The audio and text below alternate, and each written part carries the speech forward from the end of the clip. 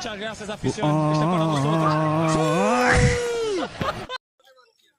বন্ধুরা, আমরা পাড়ার মাঠ থেকে এখন লাইভ টেলিকাস্ট করছি। এক্ষুনি আপনাদের খেলা দেখাবো, ফুটবল ম্যাচ। পাড়ার মাঠে উপস্থিত হয়েছে পাড়ার অসংখ্য দর্শক, অসংখ্য বেকার দর্শক নিজেদের ফ্রি সময়ের মধ্যে থেকে ফ্রি সময় বার করে উপস্থিত হয়েছেন প্লেয়ারদের খিস্তি মারার এক মহৎ উদ্দেশ্য নিয়ে। আর পাশের মাঠে দেখা যাচ্ছে পাড়ার কিছু কাকিমারা গোল টেবিল বৈঠক করছেন, দেশের গুরুত্বপূর্ণ বিষয় নিয়ে হয়তো ওনারা আলোচনা করছেন, যেমন আজকে কি রান্না হয়েছিল। খেলার সব থেকে গুরুত্বপূর্ণ জিনিসটা এক্ষুনি হয়ে গেল, স্বঘোষিত ক্যাপ্টেনেরা নিজেদের মধ্যে টিম ভাগ করে নিলেন। প্রত্যেক টিমে কজন করে হয়েছে? 7 জন।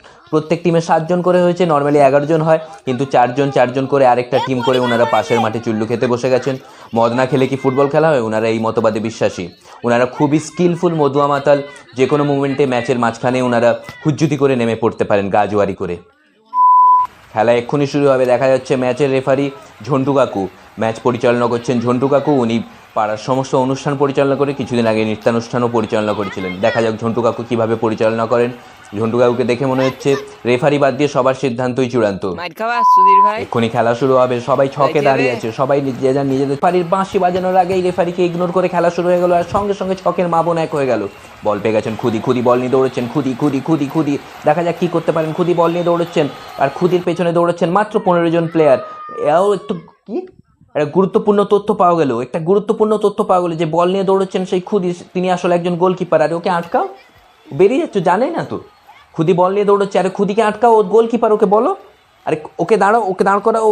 খুদি মনে থামতেই সেখানে বল নিয়ে একাই বেরিয়ে যাচ্ছেন, চোঁচা মেরে সামনের দিকে বেরিয়ে যাচ্ছেন। উনি কি থামবেন? না, উনি থামতে শেখেননি। উনি বল নিয়ে সোজা বল, আর উনি মাঠের বাইরে বেরিয়ে গেলেন। বাকি 7 জনের খিস্তি খেয়ে খুদি আবার গোল পোস্টের নিচে ফিরে আসছেন। দেখা যাক কি করেন খুদি। গোল পোস্টের নিচে ফিরে এসছেন।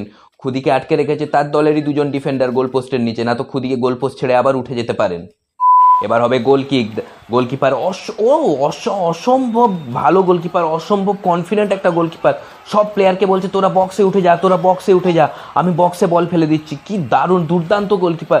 সবাইকে বক্সে উঠে যেতে বলছে, সবাই বক্সে উঠে গেছে। একজন কাকুর রাস্তা থেকে যাচ্ছিল, তাকেও বক্সে তুলে দিয়েছে। এ কি, গোলকিপার বল মারবে। দেখা যাক গোলকিপার কথা মতো বল তুলতে পারে কিনা বক্সে। গোলকিপারের শট, আর বক্সে বল তুললো, কিন্তু নিজেদের বক্সে। এ কি, বিপক্ষ প্লেয়ার বল পেয়ে গেছে। বল পায় ভোগলু। 1:1 সামনে শুধু গোলকিপার। দেখা যাক ভোগলু কি করে। 1:1 পারবে কি ভোগলু গোল দিতে? ভোগলু এগিয়ে চলেছে, ড্রিবলিং করতে করতে ভোগলু এগিয়ে যাচ্ছে। সামনে শুধু গোলকিপার। ভোগলু গোলকিপারের একদম সামনে চলে এসছে। মা, বল পেছনে ফেলে সামনে চলে এসছে, নিজেকে কাটিয়ে নিয়েছে ড্রিবলিং করতে করতে। আরে ড্রিবলিং করতে করতে পড়ে যাচ্ছে, ওকে ধরো। দে বাবা, খেলা চলছে।